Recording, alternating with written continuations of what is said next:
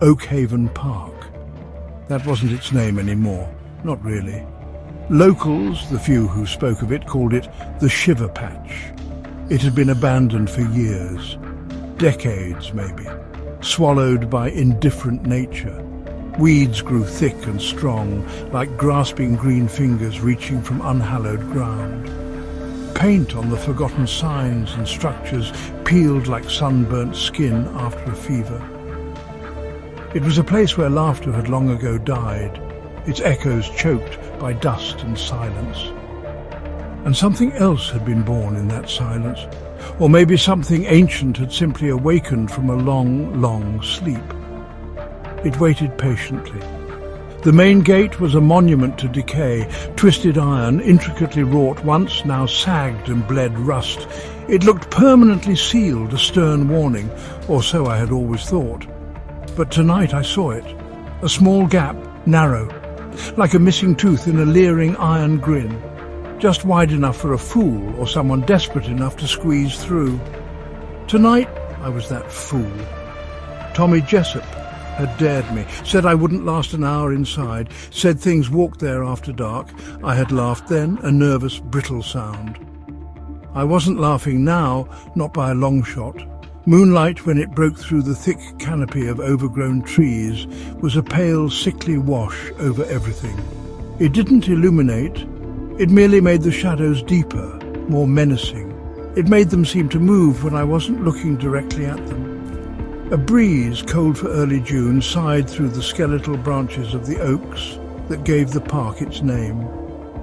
It sounded like a name being whispered, a name I didn't want to know, didn't want to hear. Every rustle of unseen leaves became a footstep. Every sudden snap of a twig under unseen pressure, a bone breaking softly. I clutched my flashlight, a cheap plastic thing from the hardware store. Its beam felt weak, utterly inadequate, a puny spear of light against the oppressive, encroaching dark. The air was cold, as I said, colder than it should be for this time of year, a damp, cellar-like chill that clung to my skin. It smelled of damp earth, of rotting leaves, and something else. Faint, almost imperceptible beneath the decay, sweetish like old dried flowers, or old dried blood. My heart hammered a frantic, desperate rhythm against my ribs, a trapped bird wanting out. I slipped through the gap in the gate. The cold iron scraped against my jacket. A chilling welcome. Welcome home, it seemed to whisper against the fabric. Once inside, the silence was immediate. Absolute. A thick, heavy blanket of it smothered every sound. The distant hum of town traffic, the bark of a far-off dog, all gone. Vanished. As if Oakhaven Park existed in its own dead, isolated world. The only sound was my own breathing, loud, ragged, far too loud for this consuming quiet. I felt exposed, an intruder in a sacred, terrible place. The path ahead was cracked asphalt, shattered by time and neglect. Weeds, pale and determined, punched through the fissures. It led, I knew from daytime glimpses from beyond the fence, towards the old playground. I could just make out the shapes in the gloom. A slide, its metal surface dark and slick with something that might have been dew, or something far worse. Swing sets stood like gallows, their chains groaning a rusty lament. Though there was no wind now, not a breath of it stirred the leaves, just that awful, pregnant, waiting stillness. My flashlight beam jittered, betraying the tremor in my hand. I tried to hold it steady, to project a confidence I didn't feel. I pointed it towards the swings. They were empty, of course, but they were swaying, back and forth, a slow, deliberate, hypnotic rhythm, as if someone had just gotten off, someone small, or something pretending to be small, using childhood innocence as a disguise. I swallowed hard, a painful lump in my dry throat. The taste of fear was metallic, coppery, like an old penny held too long on the tongue. Further in I walked, drawn by a terrible curiosity. Rust flakes, like dried blood, crunched under my sneakers. The sound was unnervingly loud, echoing slightly. It sounded like walking on tiny, brittle bones. The merry-go-round, or what was left of it, was tilted at a drunken angle.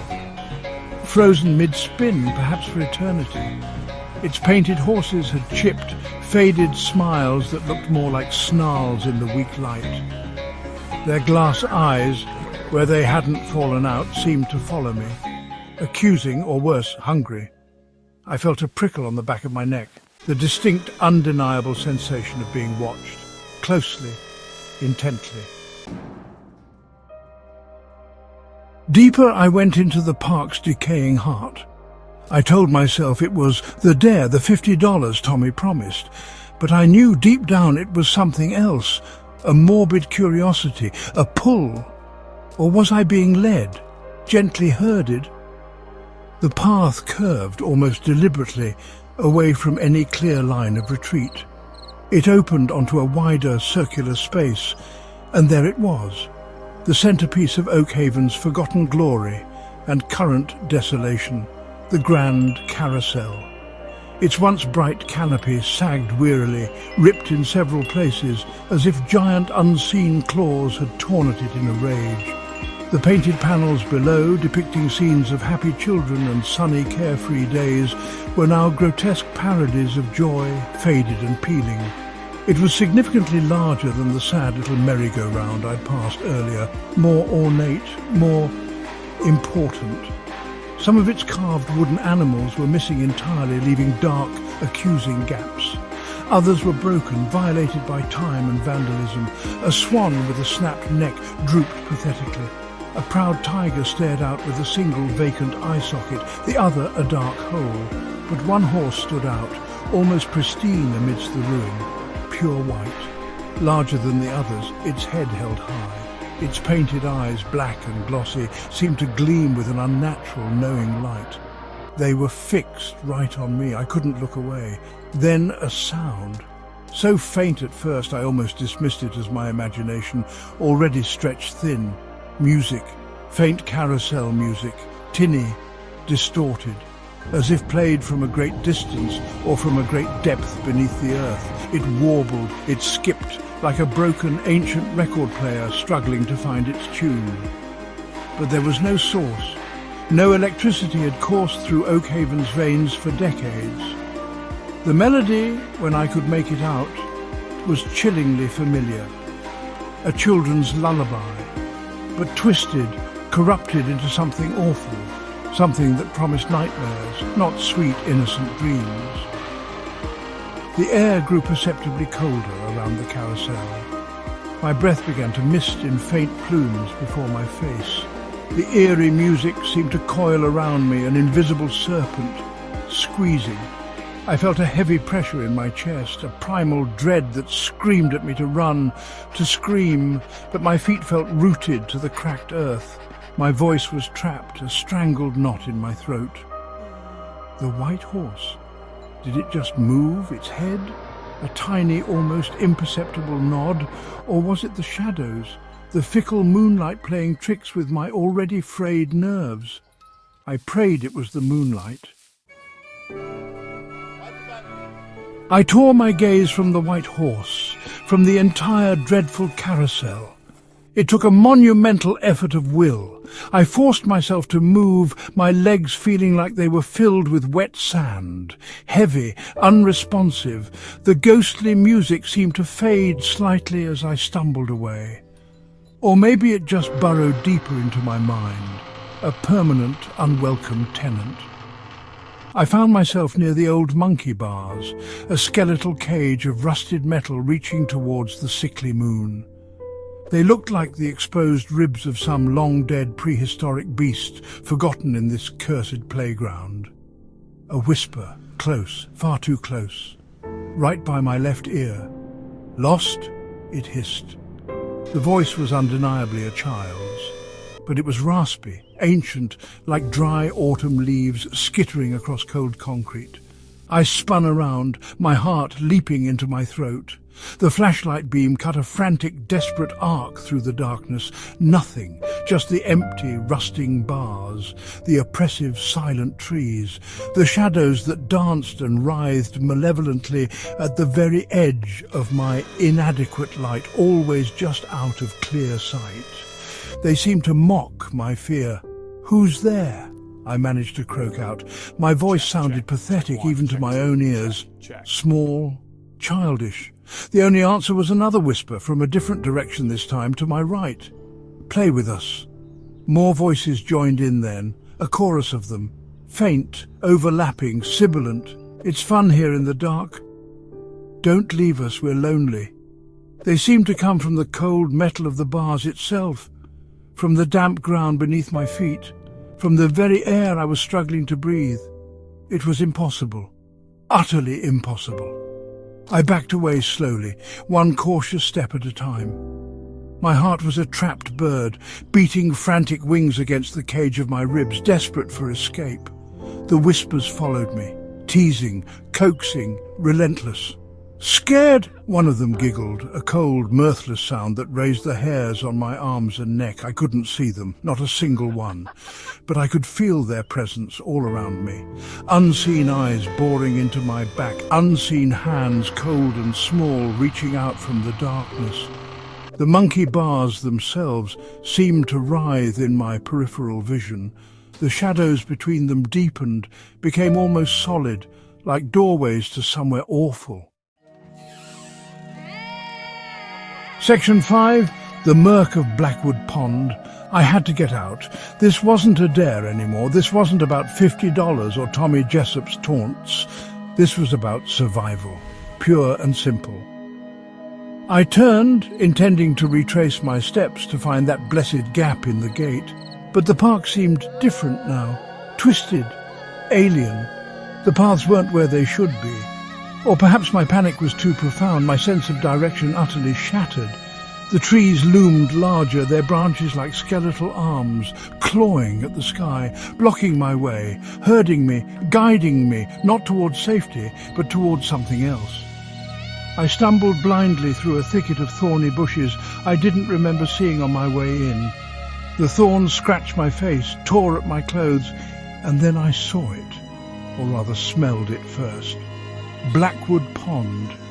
It wasn't on any of the old faded park maps Tommy had gleefully shown me before the dare, or if it was depicted as a small, innocent blue circle, a charming water feature. This was no innocent pond. This was a black, oily mirror reflecting nothing but the dead, indifferent sky. Even the sickly moon seemed afraid to cast its light upon its surface. The air here was heavy, suffocating. It reeked of profound decay, of stagnant water left undisturbed for centuries, and something else too, something metallic and sharp, like a mouthful of old pennies, or fresh spilled blood. A thick, unnatural mist clung to the surface of the pond, swirling slowly, lazily, as if something huge and unseen was stirring beneath the black water, disturbing the silt of ages. The whispers, which had been a constant torment, were louder here. Angrier, more demanding. They seemed to rise from the pond itself. "You found it?"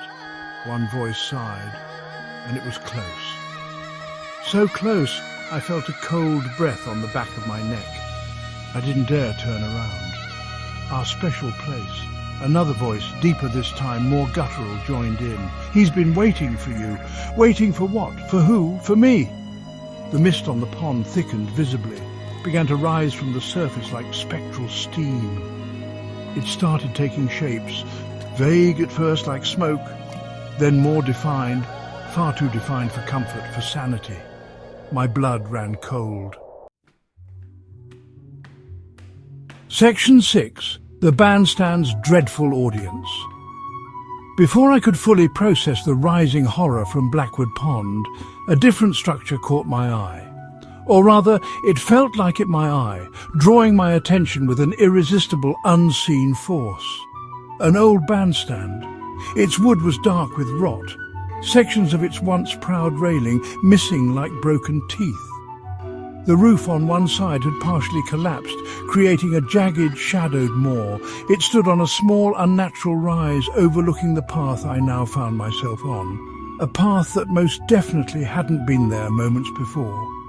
The pond was to my left, a dark, brooding presence radiating cold. The bandstand wasn't empty. That was the first thing that registered, sending a fresh wave of ice through my veins. Figures, silhouettes against the faint, ghostly moonlight that managed to filter through the tattered remnants of its canopy. Dozens of them, it seemed, sitting on broken, decaying benches, standing silently in the deepest shadows beneath the sagging roof. They were still, so terribly, unnaturally still. They weren't whispering like the others. They were watching, a silent, dreadful audience, waiting for the show to begin, or perhaps they were waiting for the bloody finale. I tried to edge away, to retreat, back towards what I desperately hoped was the direction of the park entrance. But the figures on the bandstand seemed to lean forward, all of them in perfect, eerie unison. Not a sound accompanied the movement, just that collective, subtle shift. My flashlight beam, which I'd somehow kept hold of, shook violently as I pointed it towards them, my hand slick with sweat. They had no faces, just smooth, dark ovals where features should have been. Where eyes and mouths and noses should have been, there was only shadow. Deep, impenetrable, absolute shadow. A low hum started then. It wasn't music, it wasn't voices. It was more like a deep, resonant vibration. It seemed to emanate from the bandstand itself, from the very ground beneath it, from the faceless figures themselves. It resonated in my teeth, in my bones, making my skeleton feel like a tuning fork. The air around me crackled with unseen energy, with a terrible mounting pressure. I felt like the entire world was holding its breath, tense and expectant. And I somehow was about to be the reason it exhaled in a scream or a sigh. Section 7. The Thing from the Water. The low guttural hum from the bandstand grew in intensity, pressing in on me from all sides. The faceless figures remained fixed in their leaning posture, their silent, featureless attention a burning, unbearable weight on my soul. But the real, immediate horror was stirring with renewed vigour at Blackwood Pond. The mist was no longer just mist. It coalesced, swirled faster and faster. A towering column of it rose from the dark centre of the pond. It was blacker than the night itself, a moving pillar of pure, unadulterated shadow. It had a form, or rather it had many forms, constantly shifting, writhing, defying any single description. Eyes, countless eyes, opened within the swirling blackness of the column. They were red, gleaming with a malevolent, ancient intelligence. They focused on me, all of them, from different heights, different angles within the shifting mass. I could feel their collective hatred, their insatiable hunger. A hideous stench washed over me, carried on a sudden cold breeze from the pond, rot and river mud and something anciently, primordially evil. The whispers I had heard earlier were screams now, a terrible chorus of torment and insatiable, desperate need. Coming from that rising, impossible horror, it began to move, to drag itself from the water, not with legs or arms or tentacles, but by sheer, concentrated will. It was a living shadow, a piece of the abyss given temporary, horrifying form. The dark water around its base churned violently, sucked downwards as if the pond itself was feeding this monstrosity, birthing it into the world. It was coming for me, slowly, deliberately, inevitably. The faceless figures on the bandstand leaned even further forward, their dark oval heads tilted as if in rapt, sick fascination, expectant, waiting for the kill. I finally screamed. A raw, tearing sound ripped from my throat, a sound I barely recognized as my own. I turned to run, to flee this impossible nightmare, but the path behind me was gone. Only dense trees, impenetrable thorns, and the faceless audience on one side, the abomination from the pond on the other, trapped. My flashlight, my last flimsy defence, fell from my nerveless fingers. It clattered onto the damp ground, its beam pointed crazily, uselessly, up at the indifferent sky. I was plunged into near-total darkness, with only the multitude of red, hungry eyes of the approaching thing to guide my mounting terror. Section 8. Flight and the Fracturing Gate. Panic lent me a strength I didn't know I possessed, or perhaps it was the sheer, unadulterated terror that flooded my system, overriding all rational thought. I scrambled. I clawed my way through the dense, hostile undergrowth, away from the nightmare pond, away from the silent watching bandstand. Branches invisible in the dark whipped my face, stung my eyes. Unseen roots and rocks tripped me. I fell hard, tasted dirt and blood, got up, kept moving. The unearthly screams from the pond thing echoed behind me, seeming to gain ground, closer than I wanted, much, much closer. The park was a disorienting labyrinth in the darkness. Every turn looked the same as the last. Every deep shadow seemed to hold a new, lurking threat.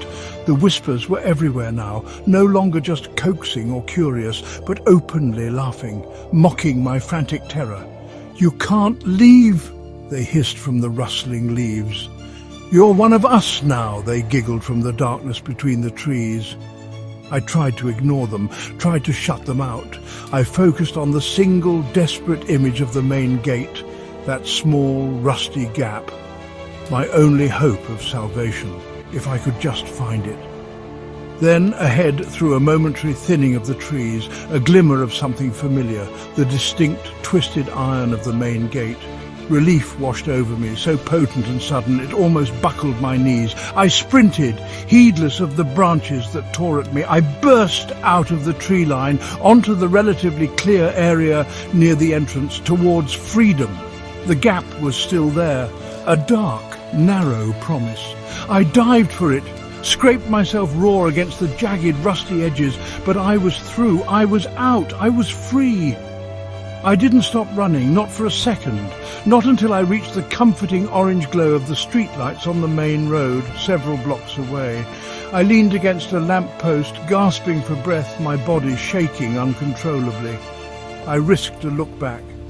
Oakhaven Park was just a dark, silent blotch against the night sky, still, unmoving, as if nothing extraordinary had happened within its borders, as if it was just an ordinary, forgotten, abandoned park. But I knew better. The bone-deep cold lingered on my skin. The cloying smell of decay and pond scum still filled my nostrils, and a faint, tinny carousel tune played insistently, mockingly in the recesses of my mind. Section 9. The Reflection in the Puddle. Days passed, or perhaps they were nights. I didn't sleep much, if at all. When I did, the red eyes haunted me. The faceless audience stared from the darkness of my eyelids. I jumped at every unexpected sound, every creak of the floorboards in my apartment. The memory of that night was branded onto my brain, a searing, vivid nightmare I couldn't wake from. Tommy Jessup, oblivious, asked if I'd actually gone into the park. I lied, said I chickened out at the gate. He laughed, of course, called me a coward. Better a coward, I thought, than whatever awaited those who lingered too long in that park. I needed answers. I needed to understand what I had seen. Driven by a desperate need, I went to the local library. I spent hours hunched over the microfilm reader, scrolling through old newspapers, the images blurring before my tired eyes. Oakhaven Park. It had been officially closed in 1978. The reasons given in the brief articles were vague. Ongoing safety concerns, repeated vandalism. Then I found it, a much smaller article tucked away in a corner of a much older paper, dated 1923. Tragic accident at Oakhaven Pleasure Grounds. It mentioned a carousel malfunction, several children involved. No names were given, but that wasn't the real secret. I felt a deeper, colder dread. I kept digging. Local historical society records, dust-covered ledgers, faded sepia-toned photographs. One showed the park staff from the early 1920s. They were posed, smiling stiffly for the camera, in front of the grand carousel, the same carousel looking new and bright. And then I saw him, one of the groundskeepers, standing slightly apart from the main group, his expression unreadable.